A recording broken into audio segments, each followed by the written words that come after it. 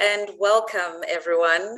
Thank you once again for joining us for the second in a 14-part webinar series titled When We See Us.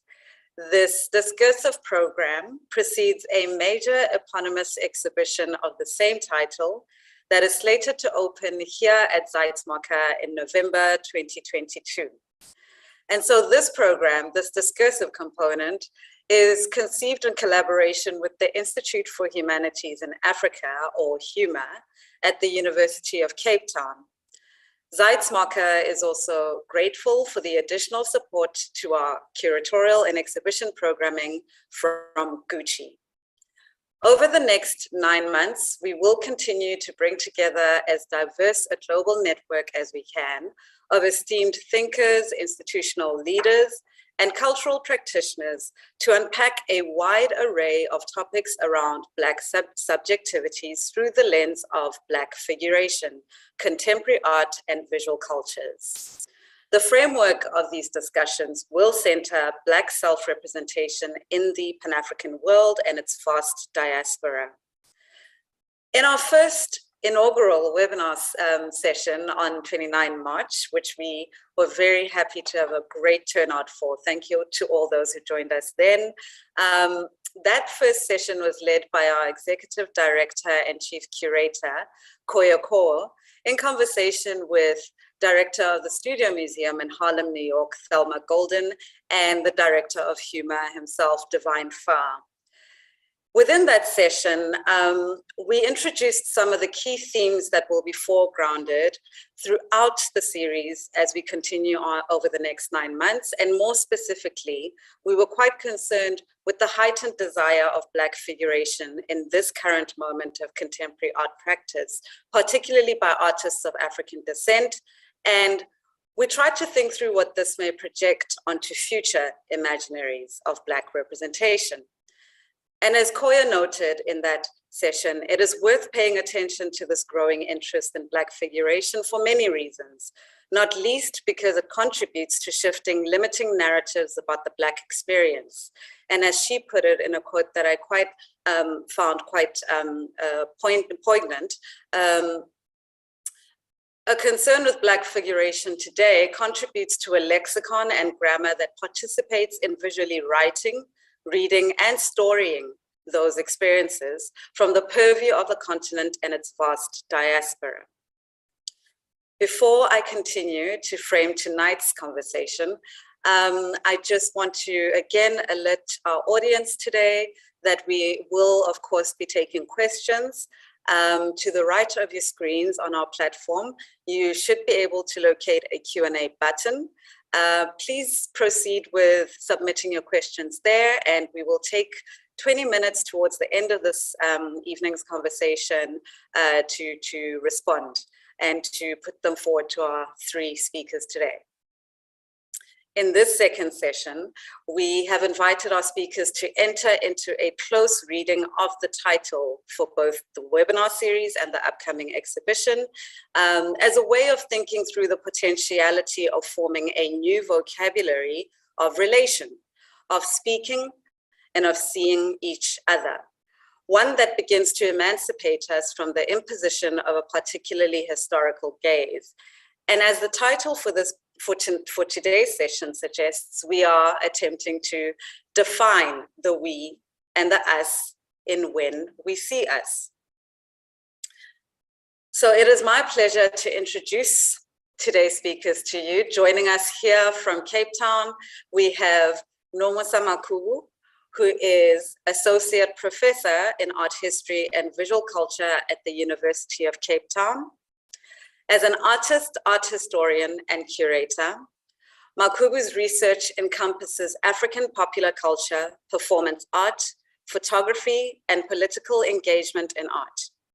In 2019, she co-curated The Stronger We Become, a group exhibition alongside Ngulima Baso for the South African Pavilion at the 58th Venice Biennale, which featured the work of artists Denotes Shiva Bupapi, Mawandega Zenzile, and Tracy Rose, whose retrospective, by the way, is currently on show here at Zeitz MOCAA. So if you happen to be in the city, please, you must come and see that.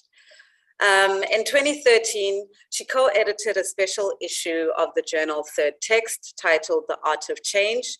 Makhubu's contributions to African studies have been recognized by the African Studies Association, as well as with a fellowship at the Hutchins Center for African and African American Research at Harvard. Thank you, Nomusa, for joining us today. Thank you.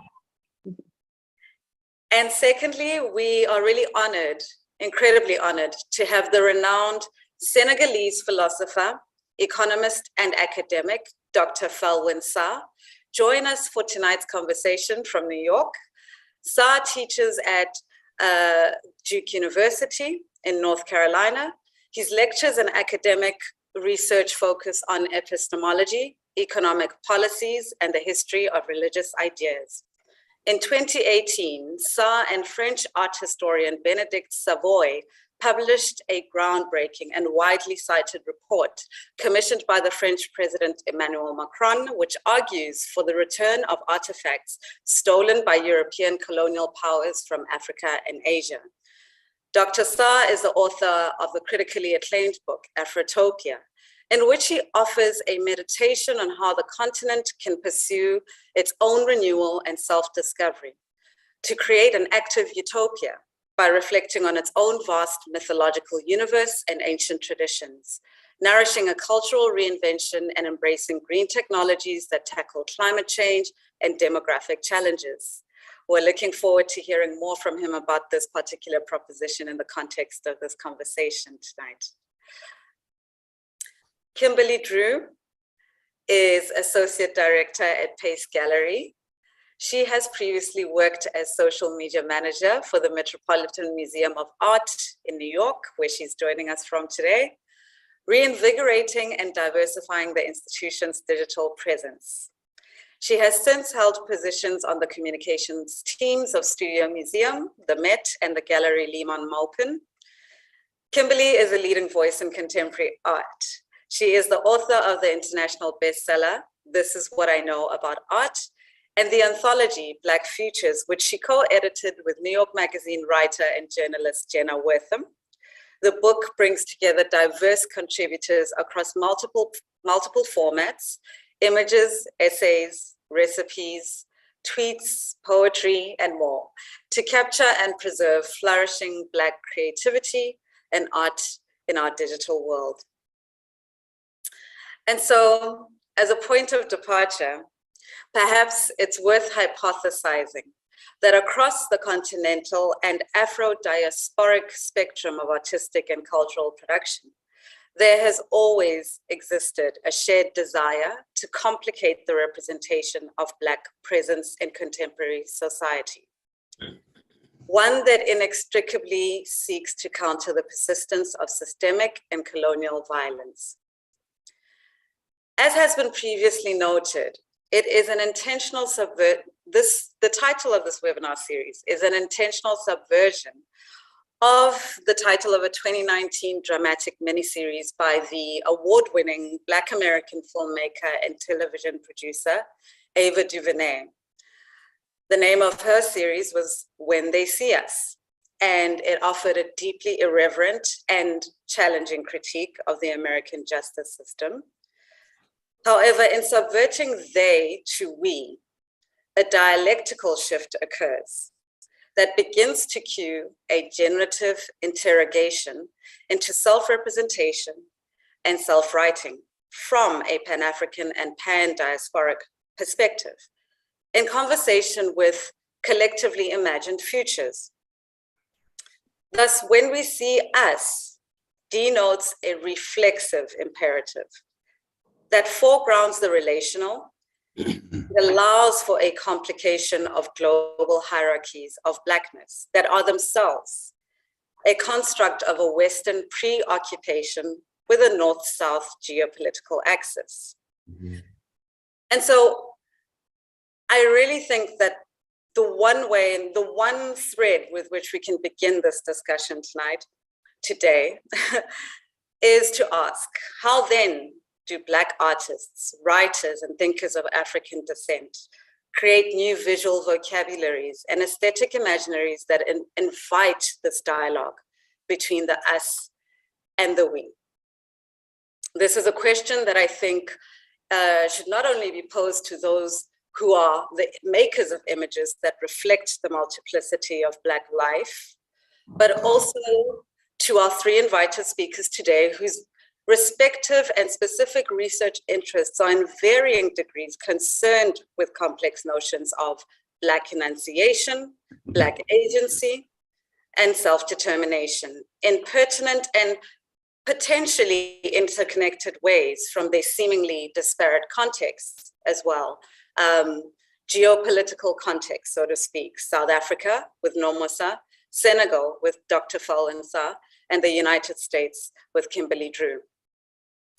So I would like to ask each speaker to perhaps help us complicate our understanding of Black representation through their respective research concerns. And I'd like to begin with you, Dr. Felwine Sarr, particularly in relation to your book, Afrotopia, and the proposition therein of an African utopian philosophy of self-reinvention for the 21st century.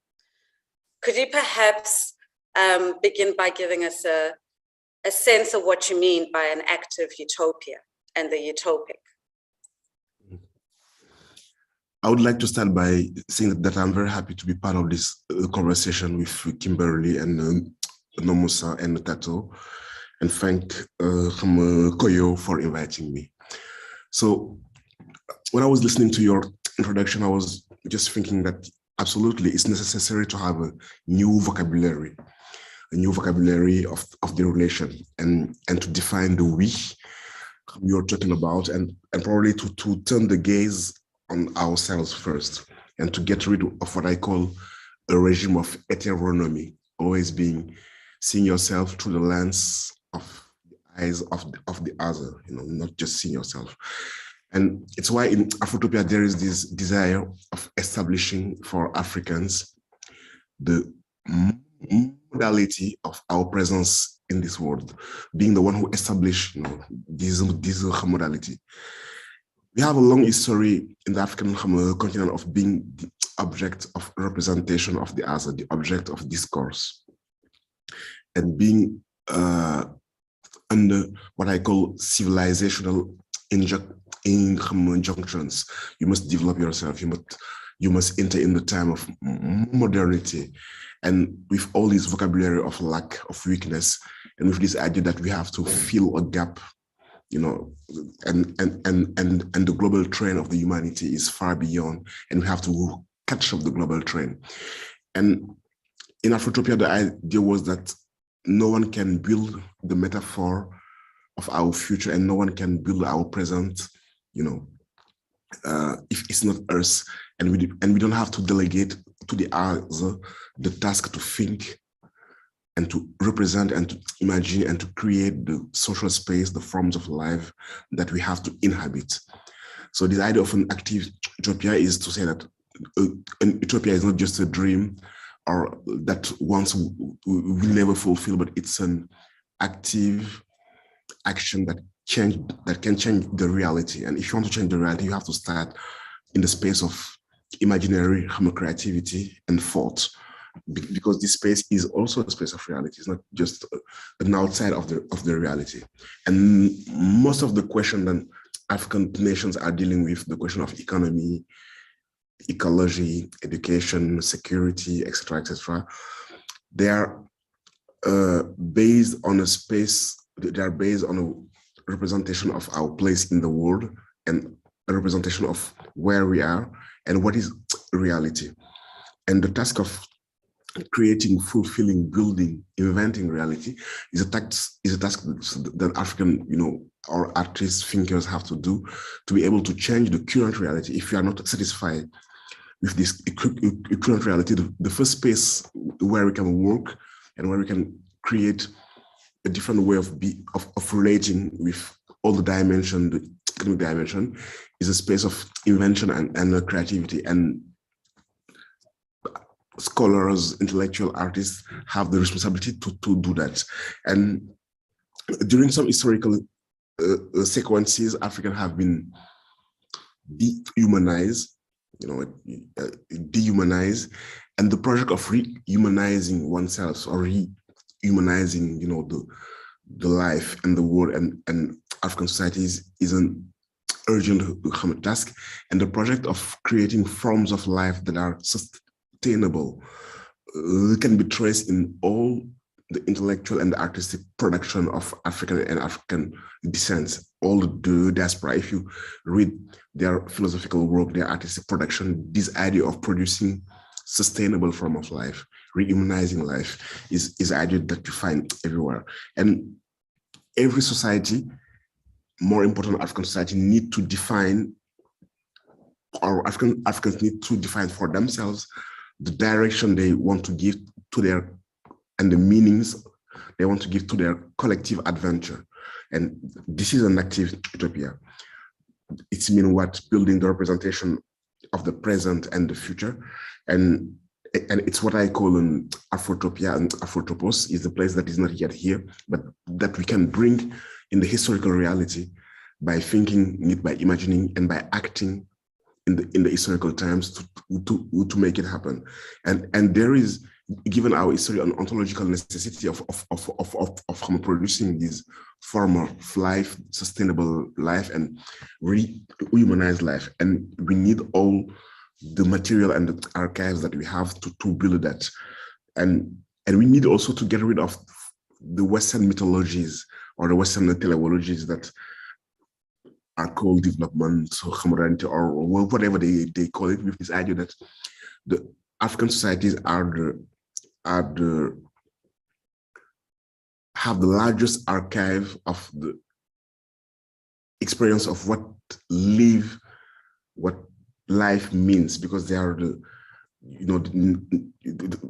they are the most in the historical times. They have the longest historical experience because life were born in Africa, and the African society are the most ancient societies in the humanity. So how can you think or envisage that these societies that have the most deep, that have the deepest experience on what life means are not able to produce, the utopias or the metaphor of their present and their future? And having the largest, the deepest, and the longest archive gives us a kind of responsibility for us. And I think beyond us, probably a responsibility to the humanity at another level, as Francois Fanon said. And for that, and I will just to stop around this point, we need probably to have a kind of artistic and intellectual total freedom. And what I call an intellectual sovereignty is this ability to say, I will build my representation, my thought, my programs, my vision on a wide range of archives that came from Africa first, from outside, from everywhere, but I will articulate them in a way I decide to do. So first, so this intellectual sovereignty is for me important. A second point that seems for me important is to rebuild our self-confidence and to rebuild our psychic infrastructure, and to be able to say that this task of building future and present is our task, but we have the resources for that. So all the work on our history, our cultural heritage, and even a critical way of dealing with our cultural heritage, our knowledges, our practice, etc., our tradition, in order to raise what is relevant to be preserved and transformed, and what is necessary to leave aside. This critical way of dealing with our history came from a self-confidence that is rebuilt, that enables us to look at our cultural heritage in a critical way and say, we have to, we carry on this aspect of this cultural heritage, and we have to totally live on this aspect of this cultural heritage, but we can build on our own resources, and our resources are the resources of the humanity first, but they are, absolutely important that we be able to do what the French call the inventories of our resources. And there is a lot to say about this idea of Afrotopia, but I will leave it here. And to jump quickly, we can in the conversation and interaction. Thank you. Yeah, no, thank you, Dr. Felwine. That was a really interesting cue, I think, for us to think through imaginaries and imagination as a space of invention. And I think that quite easily then helps us segue into the kind of spaces of inventions that are happening in different visual cultures, Black visual cultures in the world, both on the continent and in the diaspora. And to that, I would direct that inquiry in particular to Kimberly Drew, whose collaborative anthology with Jenna Wortham, Black Futures, is literally a tome of a particular moment in Black American visual cultures, and their circulation and both production and consumption in the digital sphere, in the digital world. And, you know, the question that is at the heart of the anthology, this inquiry about what does it mean to be Black and alive right now.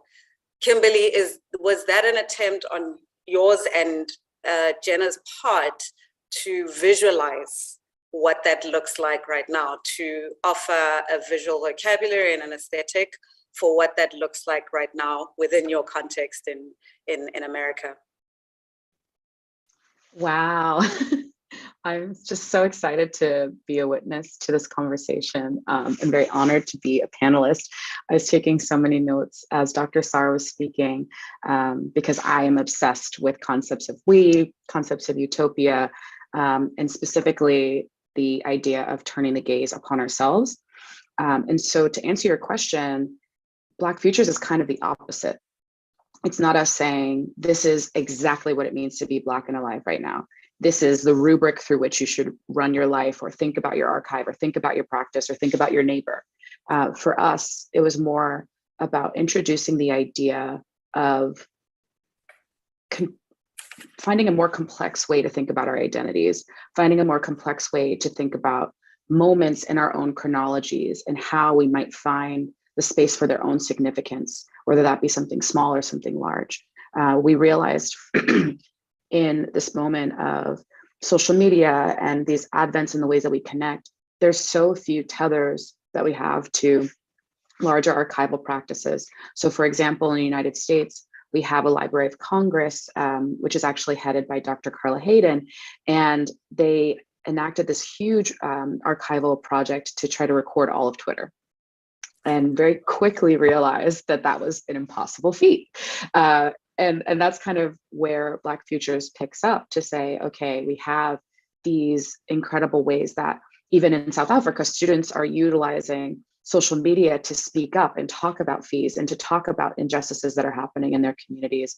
Or you have these incredible moments, for example, where you see, you know, centuries old conflicts ending, and what does it mean to utilize social media to connect across borders. And in Black American context, we have this incredible moment that we're seeing, specifically in transvisibility. What does it mean that we are compounding our own relationship to identity, and kind of themes of imagination and self-imagination? And what do we do with all of that? What do we do with all of those things happening? We can't depend on institutions to do that for us. And I think that, you know, Dr. Sarr said that perfectly, where it's, you know, we have to build our own visions. We have to build, you know, this active pursuit of rejecting being an object of discourse and really saying on our own terms, this is who we are, this is who we were, such that future generations understand that they're not sovereign, that they're not alone, that they're not reinventing the wheel. And so Black Futures kind of sits there to say, this is who we are, for us, by us. And here are a set of rubrics that we've observed, Jenna and I have observed, that might be inspiring or might inspire you through the way that you reject them. But either way, how can a book be an invitation to participate in archive building?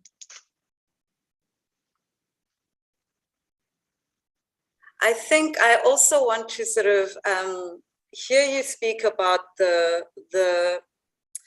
or so from our vantage, let me speak specifically as a South African or as an African on the continent, the omnipresence of Black American aesthetics, of Black American visualities, or visualities of Black representation in the kind of global zeitgeist of, like I say, consumption and whatnot. How do you this nuance that you speak of, to what extent is it in conversation with or attempting to project outward, out from the US and into, you know, either pan-diasporically or even with an attempt to reach out, to extend outward toward a Pan-African conversation or dialogue, or interaction or relation, if that's possible. And that nuance sort of exists quite firmly within the context of Black America, and then it gets consumed outside of America and reinterpreted. I'm thinking quite specifically in popular cultural terms when we think about the use of the Pan-African identity in an artist like Beyonce's work, in her visual work. And she forms part of a zeitgeist that I think Black Futures tapped into. Black Panther, the film, you know, how do you begin to complicate Black American aesthetics in your thinking through nuance, I suppose? I think I'm having a difficult time framing the question. Is the idea about, because I think those two examples are so specific, as like almost like a Black American gaze on the continent, which I know is not what you're asking. So I wonder. Okay, just a little bit. Okay, so I think also what I picked up on with the way in which you and Jenna have spoken about Black Futures and what you're attempting to do with that anthology. It also gave reference to the kind of discourses that are quite prominent now around fugitivity, Black fugitivity.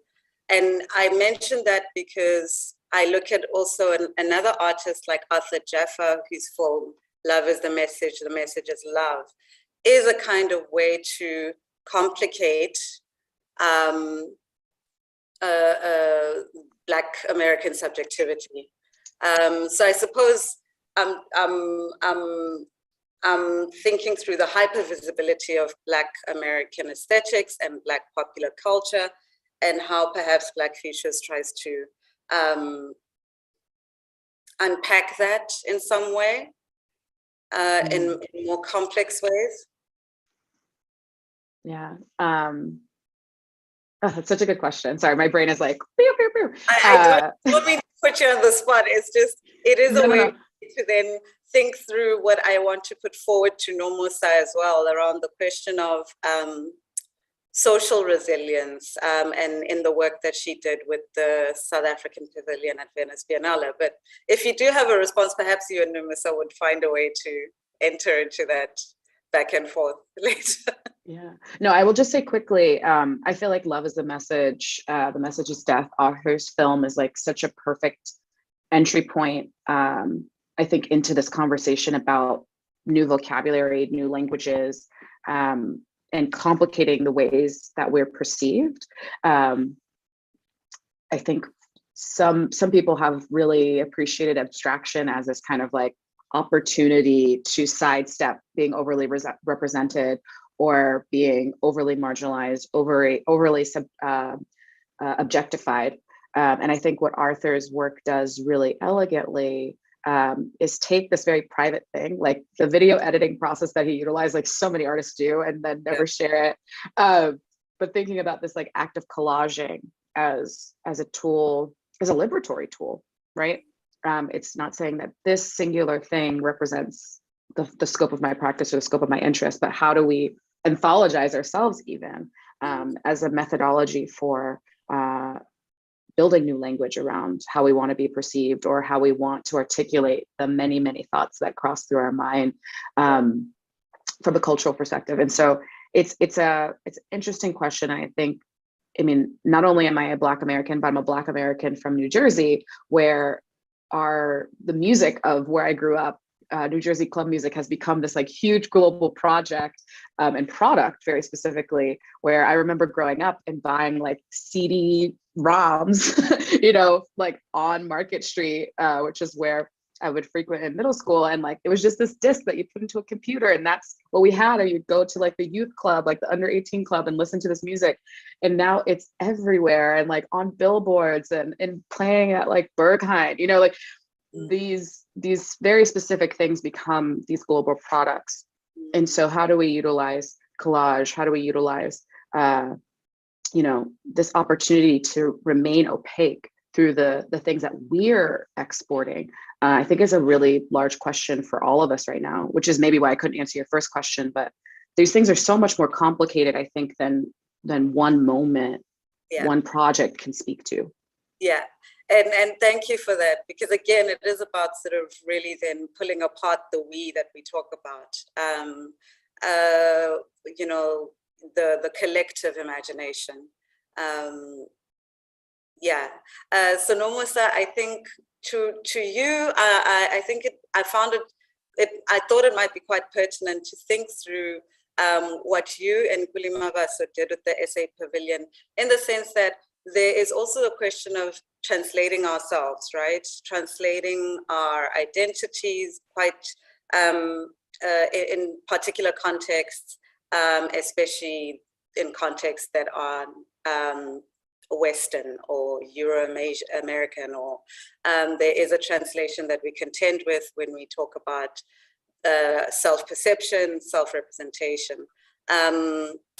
With that pavilion, there is a quote here I'm going to read briefly from an interview the two of you did in the moment of that exhibition, where you spoke about the show as a consideration of social resilience.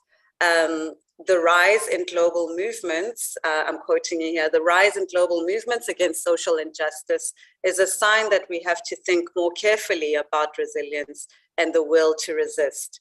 With this exhibition, we are acknowledging the climate of cynicism and disillusionment. We are also acknowledging what it is that makes us fully human in the context of a dehumanizing history. So, I mean, what you do then on a platform like a national pavilion at the Venice Biennale, the longest and oldest of its kind in the world, in the middle of Europe, is to really wrestle with your positionality as an African thinker, curator, representing or showing or giving a representation of African artists in that platform. So could you tell us a bit more about what you mean by social resilience in the context of that pavilion that year in 2019?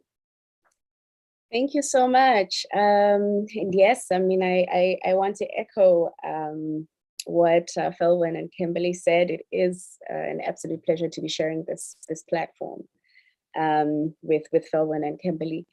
And what a moment to have this opportunity to reflect on what's necessary, Black collectivity and solidarity that's embedded in the we and us. And I guess in that exhibition, The Stronger We Become, we wanted to get a sense of, or at least to reflect, yet not just on social resilience, but the human capacity for it. And I guess where we were at that time, we specifically try to find artists who play, you know, with mediums. And I think one of the ways that we defined our approach, our curatorial approach, was play, but also one of the terms in that we sort of work with was laughter, right? So for us, you know, every time we worked together, there was always something that, even if we, whatever challenges we faced, we were always finding something to laugh about. And there was always, and I think that when we started to think about it, we drew from Maya Angelou's notion, Maya Angelou's quote, where she says, I don't trust anyone who doesn't laugh. And for us, laughter is where everything begins. We regard it as a form of freedom, a political weapon, a humanizing moment, and it is from laughter that the most intellectual concepts are born. We become stronger and more resilient in the face of peril because we're able to laugh. And sheer laughter sometimes can be subversive. It can be a potent ideological tool. So for us, I think, that sort of space to be human, even in the context of working, was really important. Now, I wanted to just give a few reflections on the notion of the we and us, mainly because it sort of encompasses that idea of collectivity and solidarity that shapes our working process. But I mean, also just to reflect on the fact that we are operating in a radically different world than we did a decade or two ago. Black professionals and practitioners are no longer guests in the art world. We are actively shaping and building it. But also, given that the title of the series is inspired by Ava DuVernay, I wanted to also begin with a quote where Ava says, all the traditional models for doing things are collapsing. So from music to publishing to film, it's a wide open door for people who are creative to do what they need to do. And for us, that open door is a recognition of this alteration of anti-Black worlds. But it's also an indication of the work that's yet to be done, of the spaces yet to be dreamed and configured.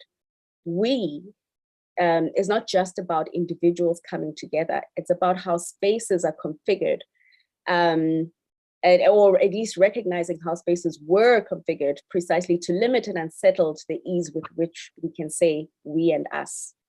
As someone who teaches, when I received this invite, I was reminded about how often we caution students against saying we, because it always provokes the question, who constitutes we?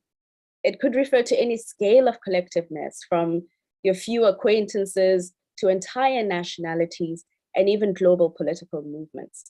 So these forms of marking difference, nationality, ethnicity, social linguistic groupings, religious affiliations, class, gender, political communities, reveal a much more volatile and unstable and maybe unsettled notion of we. As optimistic and embracing as it is, the idea of belonging together in a world that says we don't belong, and together longing for an art world, world in general that are predicated on justice, benevolence, and cordiality, is also a continued external and internal struggle. The we is always shadowed by the acknowledgement that such an ideal is to be fought for. It signals a quest for what can and possibly be a shared fate, of being seen and being understood of understanding that for these past few years, and this is something both Kimberly and Felwine already mentioned, that we've been seen and understood through the eyes of others. I usually use this example, and I did so in a previous talk, but I used to talk about how when we were students in art school, as the one or two Black students in class, you were always encouraged to make work about yourself. You were encouraged to turn inwards. And so eventually what happened, and especially in those early 2000s, most of us became the subject of our own work. And as mentioned by my co-panelists, we became the object of analysis. And so there's a particular kind of aesthetic that was shaped, I think, by the beliefs of those who were teaching us. One can see it even earlier, when you look at, for example, the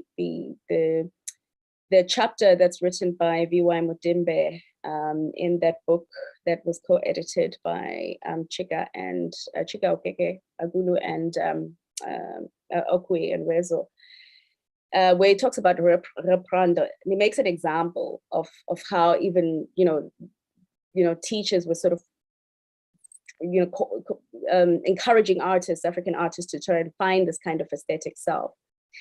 And in many ways, it sort of keeps us in a particular kind of box. So, I mean, I recall speaking to a colleague back in 2017 about the possibility of, doing something different. And for us, it was supposed to be like bursting out, not just of the small boxes, but bursting out even out of our borders. So we talked about the possibility of organizing a Black Futures Festival.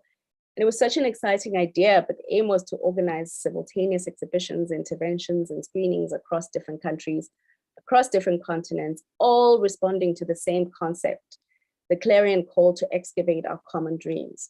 And it was necessary to tackle anti-Black racism at a global scale because anti-Black racism is founded on global imperialism. So while addressing local specificities was important, the local is but a part of a global construction of anti-Black racism. I mean, in retrospect, the unevenness, various resources that people have to deal with in their various countries made it hard to realize that mammoth task as it was initially imagined.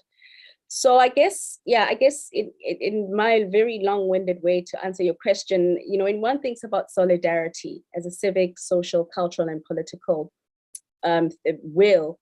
Solidarity today among institutions, organizations, and even between art practitioners on the African continent is vital. It's going to become vital.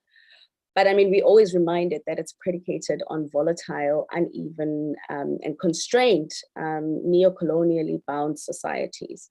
If one takes, for example, one of the rich historical intellectual legacies of cultural solidarity, not just on our continent, but transatlantic Pan-Africanism, for example. Although Pan-Africanism is bold in its ideals, the Pan-Africanism with a capital P is also criticized for being rhetoric-laden, androcentric, elitist, and sometimes a passive concept. And this is something that Smooth Nzewi has sort of, criticized in some of his writing as well. So the grand narrative of Pan-Africanism conspicuously redacts women and queer, creative, political, and intellectual work in actuating a Pan-African vision. But moreover, the national spirit upon which it is founded through anti-colonial, though anti-colonial, it didn't provide the spaces for reimagining African forms of belonging beyond national citizenship and towards a cosmopolitan Blackness. And so the subsumption of Western forms of administration and bureaucracy and institutions in the context of divisive Cold War politics hindered the necessary conversations about African collectivism sans borders.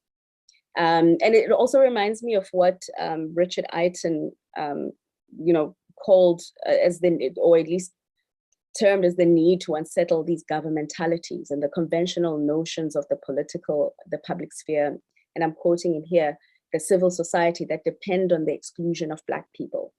And to call for a much more meaningful participation in the ongoing and against the ongoing reconstitution of Black people as raw materials for the naturalization of modern arrangements. Today in South Africa, we face the horrifying threat of xenophobic, Afrophobic violence that has spread in major South African cities. And it's driven by hostility, not against European foreign nationals, but against Black proletarian African migrants, who even saying migrants is absurd, right? How can you be a migrant as an African in Africa? But who mostly live in Black townships, and I mean, I think it's troubling. So how do we speak to ourselves about the selective targeting of Black people, as opposed to targeting the control of space and resources by capital, and the forms of governance that continue to fail Black people? And it's a reminder that though we strive for unity and solidarity, we find ourselves in different communities of fate.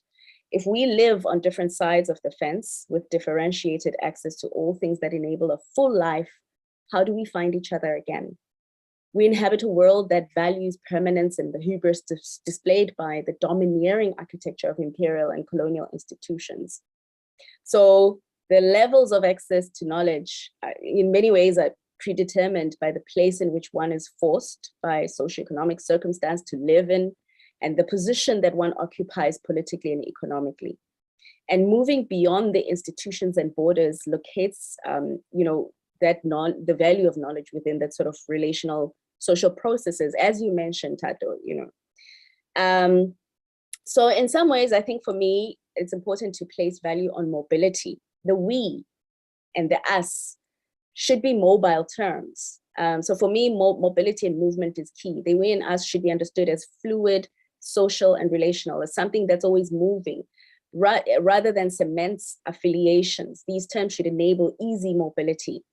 And this, I think, would keep us from the danger of that inward turn of looking for authentic selves, of navel gazing. And one could look, for example, to contemporary art collectives and networks at schools, which have operated mostly through these intra-Africa trans-border movement and collaboration strategies. So, for example, the Pan-African Circle of Artists that was initiated by Kritze Gwemesi in 1991, the exit tour that was spearheaded by Godile in 2006, Invisible Borders that was founded in 2009 and led by Emeka Okereke, the ASICO Art School launched in 2010 by BC Silva. In fact, even Emeka doesn't talk about Pan-Africanism, talks about trans-Africanism. So, and others include, of course, another roadmap school, and then there's significant other initiatives across the continent. And all of them are sort of criticizing these slow to transform institutions. And they develop modes of generating and disseminating creative knowledge on the continent. And I think that sort of adopting of socially centered pedagogical moments that are counterpoised to the seemingly fixed, immovable, immutable institutional structures is a fantastic way to expand on an understanding, sort of expanding our understanding of citizenship and knowledge. So I mean, I think so in a sense, I mean, we're not coming to a point where we're seeing ourselves for the first time. I think we've always seen us. We just haven't been seeing us and reckoning with ourselves in particular spaces. We've been seeing ourselves as though occupying a space outside ourselves as spectators. We're seeing ourselves through Western worlds, but we're seeing ourselves in such a static way. Even though we're very much familiar with Black inner worlds, once we begin to sort of mobilize this idea of the we, or at least think about it as a mobile thing, as a thing that should necessitate movement, then it allows, I think, a little bit more freedom in the way that we engage with those terms and the fluidity of how we affiliate with each other.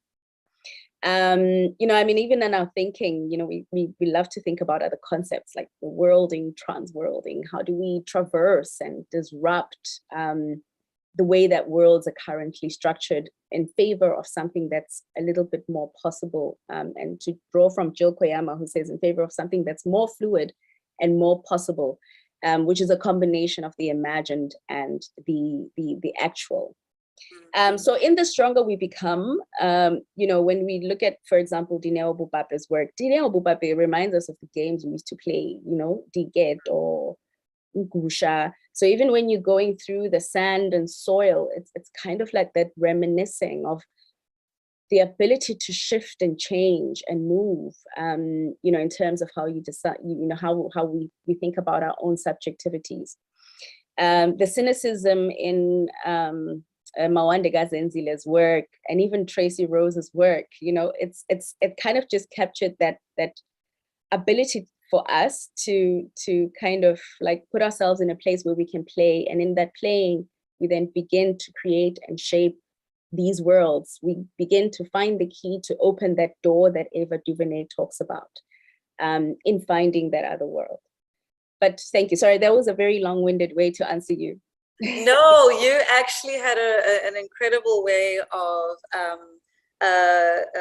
pulling at the contradictions of this notion of we. And I mean, I like the proposition of we and us being a fluid and a mobile thing. I want to invite responses from Dr. Felwine or Kimberly, perhaps, to what you've really quite expounded on in your response before we take questions. Yes, I can start.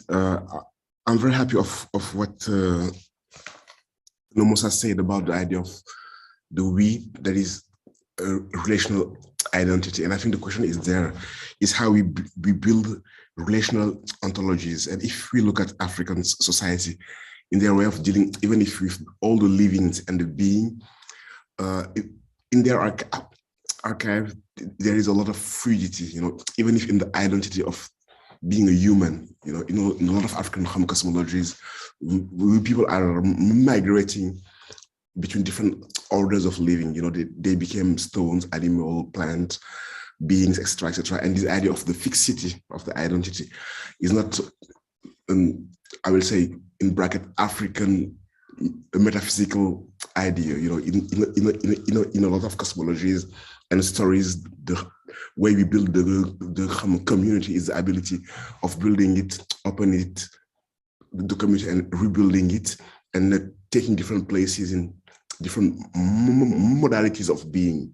So obviously we need to build a community, we need to build a we, but the question is, who is the part of the community, and how are we building community, and how are we making them stable with solidarity, reciprocity, and care, and how are we making them at the same time unstable and being able to open them, to host the people that are arriving, and to host the different modalities of living that are emerging. And I think this ability to build the community, to open it, to reopen it, and to reinvent it is probably one of the examples we can give. And I also like the idea of going beyond the governmentality of the nations and rebuilding the idea of how a collective group of people configure their destiny and how they decide to live together, and how we have to rethink what is the political space outside of the borders of the nation state, etc., etc. And probably there is a way there to find new ways of living, circulating and producing rules of how to govern ourselves, by being much more creative and imaginative. And all the forms, the social forms, the political form, the economic form, and the relation with what we call ecology are unfinished forms, and they have to be reinvented. They are not, finished form that we have to take for granted and build our socialities and our social abilities inside those forms.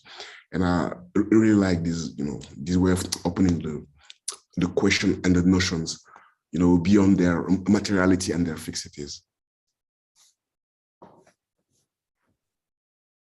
The only thing that I would add in response, especially to the tail end of what you were saying, I think, even what Dr. Sarr mentioned, thinking about these different modalities, I loved thinking about the modality of play, because I think oftentimes we aren't allowing ourselves to make the space for that. I don't want to say it as a thing in opposition, because I think there's so many ways that they or them might impact the ways that we allow ourselves the room for experimentation and play.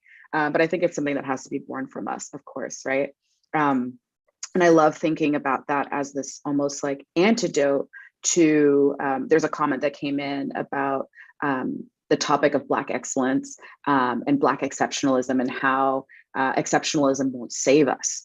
And I feel like in so many ways, the singular antidote to those notions is play, is creating scenarios and opportunities for us to, sharpen our own oyster knives, to be able to take on new aspects of our practice, whether we be, historians or artists.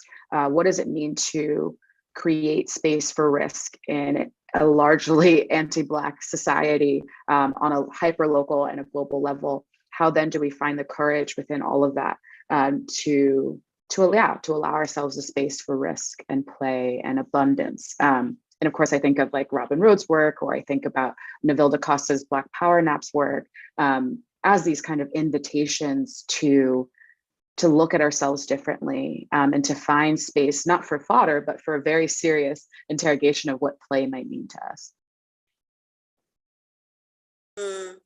That is, that's such a strong observation around the politics of play and the intentionality of play. There is another comment here that's just come up, which I think is quite curious in the way that it begins to cue an understanding of, or to problematize a consideration of Afrofuture in this discussion of Afrofutures. There has, the comment says, there has been consideration of how we've seen ourselves in the lens of the past, as well as consideration of Afrofuture. But what is the Afro-present? What are the joys and downfalls of being Black now? I mean, I think there's definitely room for us to unpack that. Any responses from our speakers?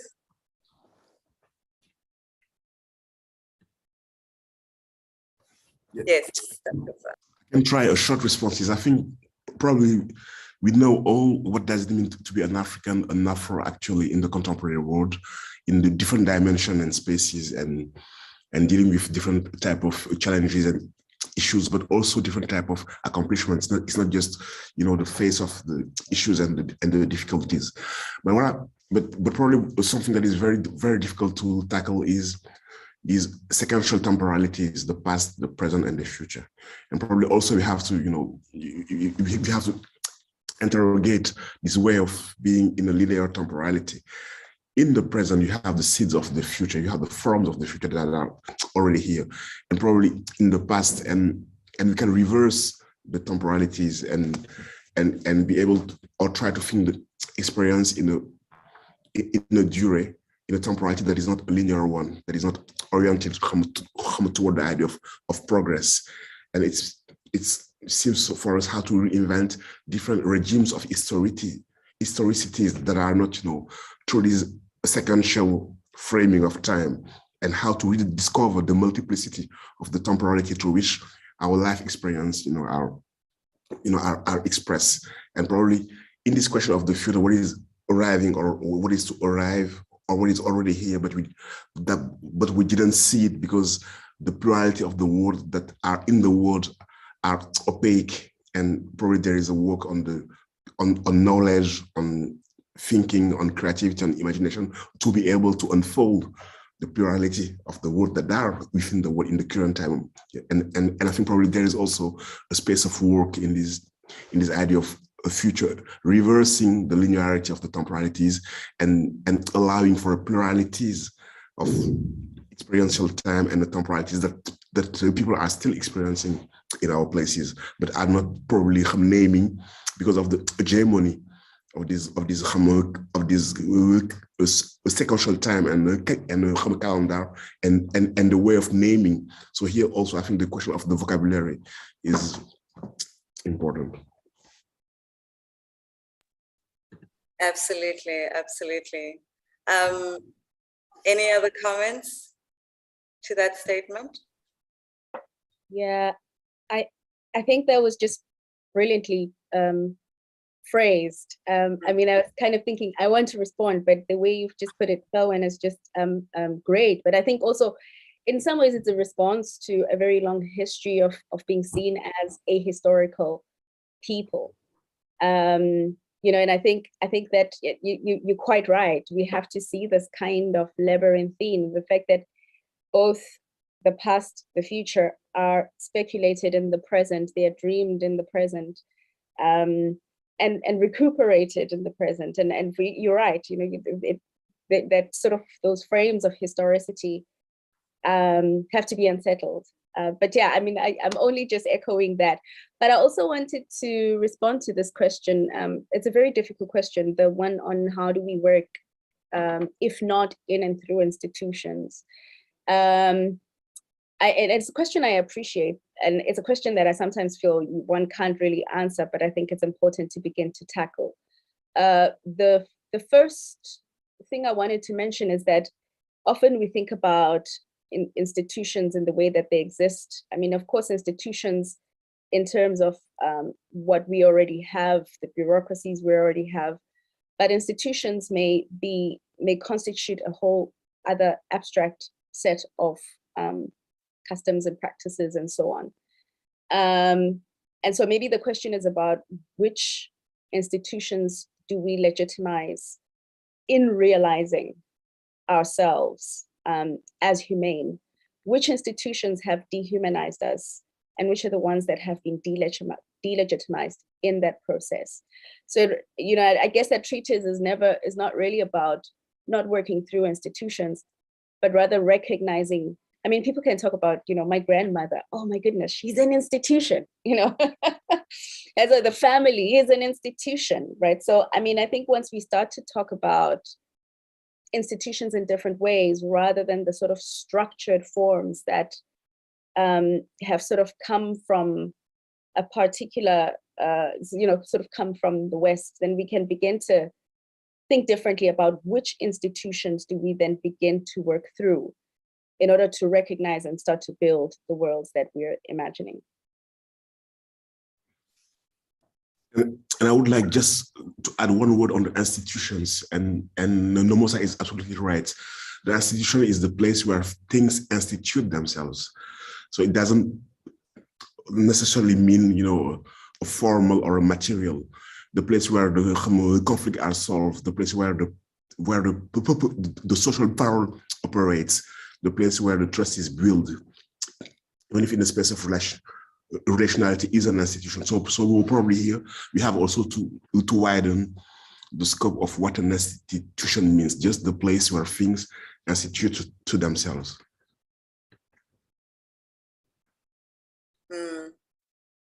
Absolutely. We have an additional question here, which I can read out loud, I can share with the speakers. Could you talk to the root of the need of the conversation about ourselves, which this dent in our human evolution, okay, perhaps not worded very well unless I'm missing parts of it. No, unfortunately, this is not the grammar is not making sense to me. Is anyone else able to understand human? No, unfortunately. The question is not phrased correctly. But I think we have pursued quite a number of advantages into the value of doing this exercise of attempting to define the we and the us. And I'm wondering if there is more to add around the South Africa, what the contradiction of a proposition of Afrotopia when we're on the continent currently still swayed by, you know, the evils of an Afrophobia, which much like anti-Blackness is a thing that holds us back and continues to hold us back, not just on the continent, but in the diaspora itself. To what extent can a we, a definition of a we and an us become also a way to offer answers of any kind to these problems of anti-Blackness within our communities, within our shared spaces of where we inhabit our identities as Black people or Black people of African descent. I wonder if that is something we could think through. Any thoughts?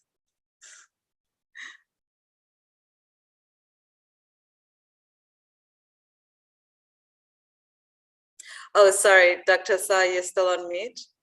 There you go. No, I was suggesting that to Kimberly jump on the question or Nomusa before, no, just to.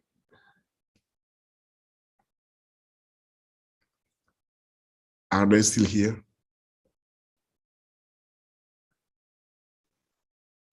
I am still here, but I don't think I'm the best suited to answer the question. No.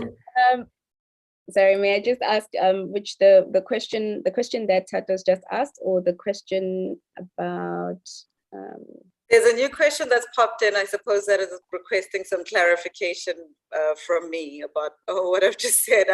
Is the question about, so the question here is the question about the need for Black people to define ourselves against the dehumanized ways in which we were defined in the past. Again, temporalities and this idea of defining ourselves in relation to the othering gaze is a contention that we find it quite difficult to to move away from, or at least begin to distance ourselves from, to suspend, I suppose, in this conversation around relating to ourselves. Yeah, if maybe I can say something. I mean, I guess it's a sort of response to the question and a little bit of a sideways. It's not a direct answer, but we have, and again, I'm using we here, you know, I'm quite conscious of the complexity of it. But as Black people, no matter how we may define the term Black, what we've endured over centuries is being divided. The whole practice of imperialism was divisive. It's about, you know, if you think about indirect rule, British indirect rule, for example, it's about cementing, you know, ethnic identities, and then by doing that, you're dividing. In South Africa, particularly, usurping power was about the control of space, and so you divide people according to racial groups. Today in South Africa, even when we say Black, you kind of cut it up into little bits and pieces. So, you know, do you mean African Black? Do you mean colored Black, as contested as that term may be? Do you mean Indian Black? You know, so I mean, I think, yes, there is the necessity for us to be able to overcome that, because we realize that everything that we fight for, the justice that we want to find in realizing a full life worth living. I think any person in this world wants a full life worth living. But in order to get to that, in order to get to the space where you have the freedom to play, you kind of have to work in collectivities, because we can't beat the continued beast that keeps dividing us without necessarily working against the divisions that we've endured for a very long time. So yeah, it might not be a direct question, but it's just, yes, it's responding to that need, you know, and it's not necessarily a need to define ourselves, because I think we recognize what a mammoth task it is. We understand that we are complex people. So it's not necessarily to define ourselves as Black people. It's more around understanding that in order to challenge what is otherwise a global power that controls even our governments and really sets the terms for how we become citizens, we have to work as collective. We have to work in solidarity. And so that's where the necessity of the conversation is, rather than in dwelling upon how do we then define Black, or how do we define ourselves.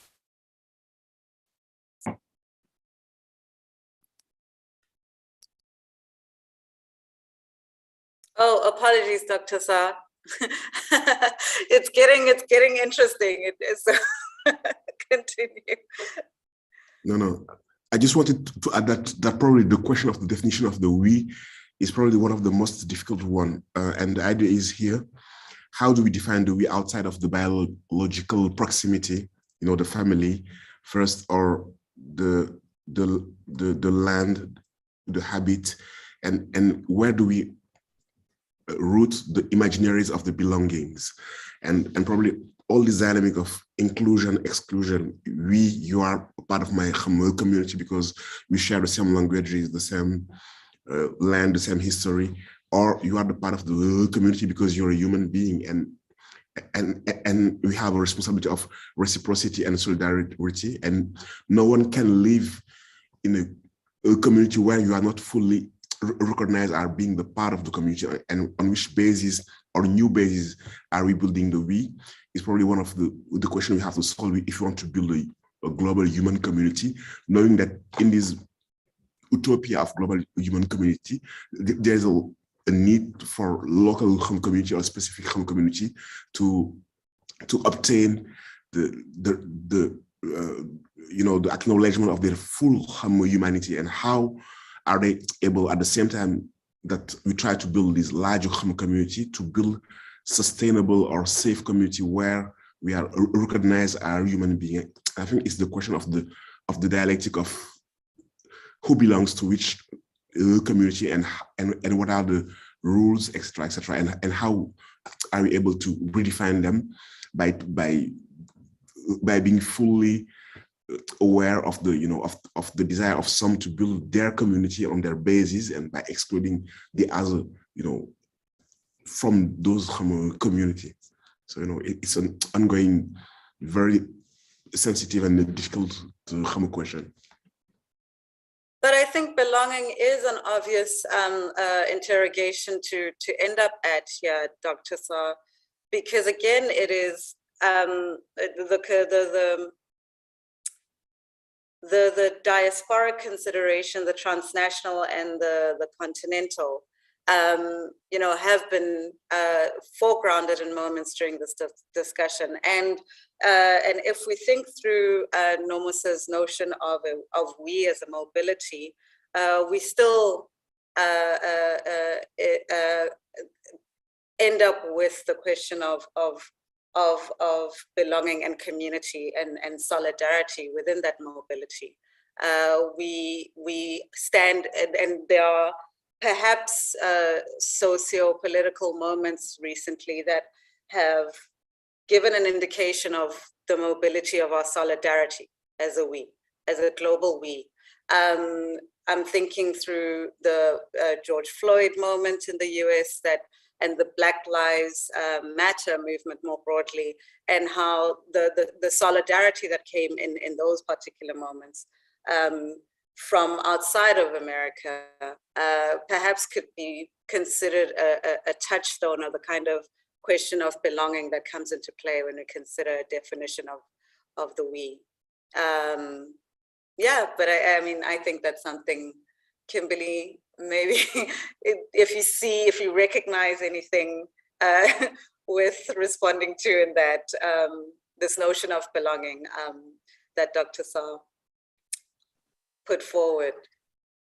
Yeah, it's interesting to think about in this moment, because I think a lot about what Nomusa was saying about, or maybe it was Dr. Sarr was saying about the terms and rules through which community is established and maintained. Because when I think about these larger contexts of we and solidarity, I often think about what it takes to pay to play, because there is this really, especially in the context of 2020 in the United States and beyond, there is this way that a struggle within a Black cultural context became this very marketable thing. And so these shows of solidarity, these shows of cultural competency or an interest in listening and changing weren't separate from kind of larger corporate initiatives or ways for organizations to cover their tracks or to bend the truth of who they were for large audiences. And so it takes me back, of course, to this conversation about what we mean when we say us, as this opportunity for a very internal gaze, because you have to know who you are to know how you want to participate.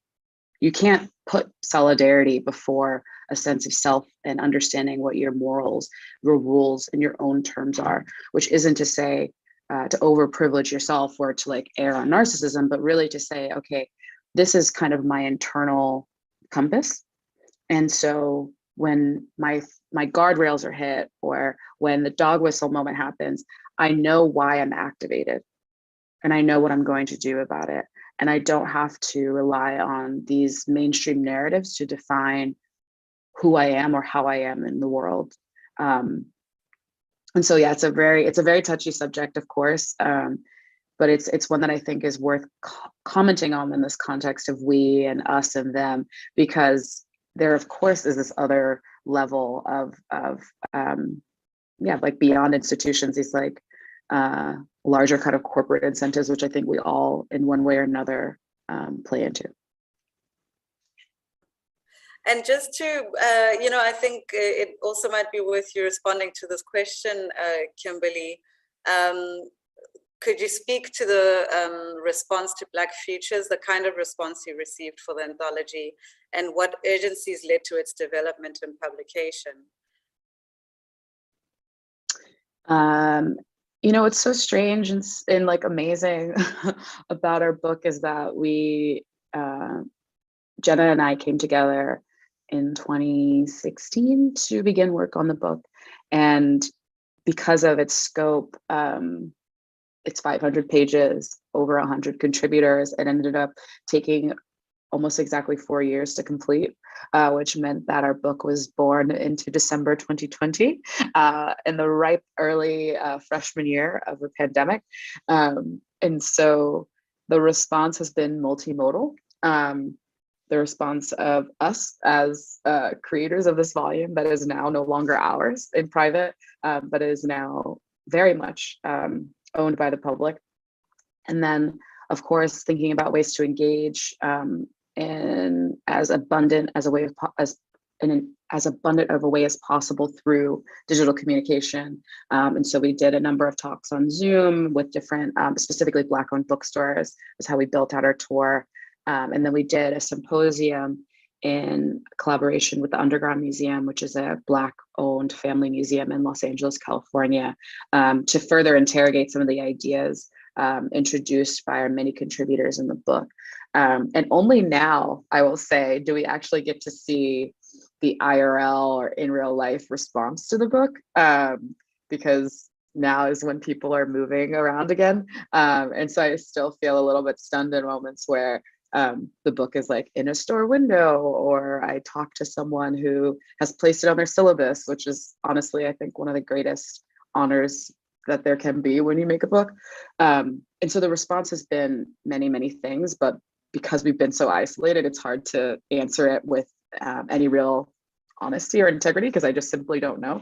But one thing is getting that like immediate feedback of this moment and thinking about how we've put out a hardcover version and a paperback version, what then comes next?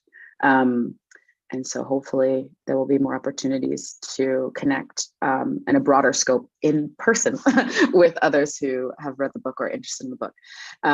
And to wrap up what is now my winding answer, the urgencies of the book, I think, are here embedded in this conversation. Who are we and how do we want to be remembered is the kind of undercurrent of the book. We came together and decided the book's question should be, what does it mean to be Black and alive right now?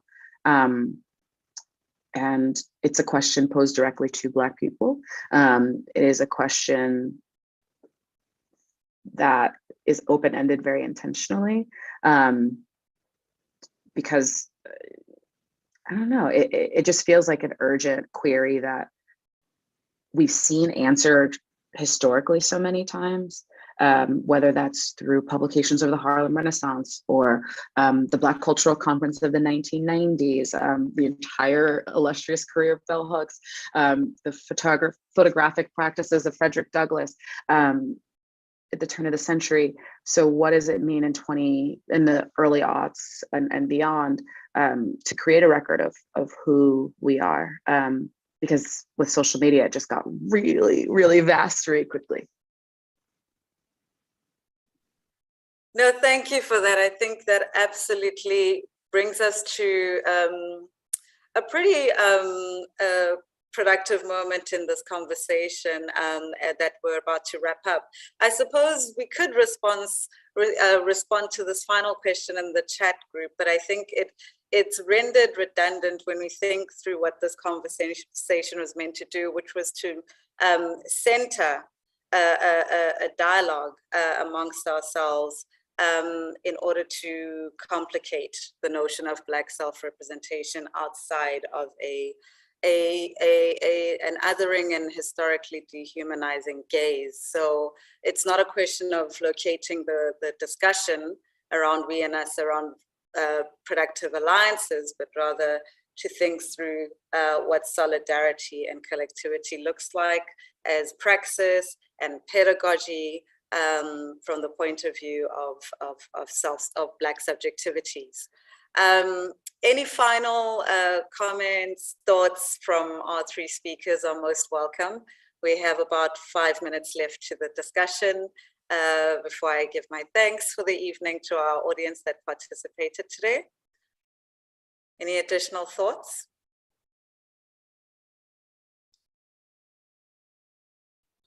Yes, Dr. Sarr. Now, I would just like to say that I'm very happy being part of this conversation, and it was amazing to share these ideas and the preoccupation of defining, rebuilding, rethinking. What does it mean, we and us? So, just to say thank you to all of you. Thank you, Dr. Sarr. Yes. Likewise, I really appreciated, sort of, being able to, get so much insight both from Kimberly and Felwine. Yeah, I mean, I think it's, it feels like it's a conversation that needs to continue, but thank you so much. And thanks so much, Tato, for steering us. Thank you, Nomusa. Gratitude, immense gratitude, and I'm just excited to see what continues to come of these conversations. It's just needed. I think we as big of a we as possible, really need new frameworks and invitations to complicate how we connect with each other. So thank you to every organizing party that made this conversation happen. Thank you to all three of our speakers and the generosity that you've brought to this discussion. Your incredible insight from pulling from your research to sort of locate your contributions to the questions for tonight has been incredibly illuminating. And I should probably point out that this webinar series will culminate in a reader, a textual reader that we are in the process of developing here at the museum. So of course, these discussions will not only live online on our YouTube platform and on our current platform for the series itself, where you're all participating in this session from. It will also form part of a theoretical outcome that we are looking forward to announcing towards the end of this year.